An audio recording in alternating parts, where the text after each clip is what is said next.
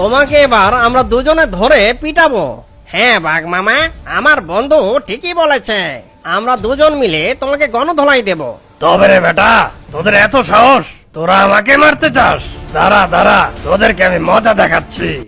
এই বলে সেই ডাকু বাঘ শিয়াল দুটোকে আচ্ছা মতন পেদানি দেয়। পেদানি দিয়ে তাদের সেই শিকার করা ছাগলটি নিয়ে ডাকু বাঘ তার গুহায় চলে যায়। আর মার খেয়ে সেই শিয়ালটা বলে, ওরে বাবারে, ওরে মারে, কিভাবে পেদালো রে, একেবারে মলম লাগিয়ে দিয়েছে রে। বাঘের সাথে টক্কর নিয়ে মনে হয় ভুল কাজ করেছিলাম। ও যেই সেই বাঘ নয়, ও হচ্ছে ডাকু বাঘ। এই বাঘটা তো প্রতিদিনই আমাদের শিকার নিয়ে যাচ্ছে, ওকে তো কোনোভাবেই থামানো যাচ্ছে না। মার খেয়েছি তো কি হয়েছে, এর একটা বিহিত করতেই হবে। চল চল, আমাদের ডাকু শিয়ালের কাছে যাই। ওস্তাদ আমাদের কথা শুনলে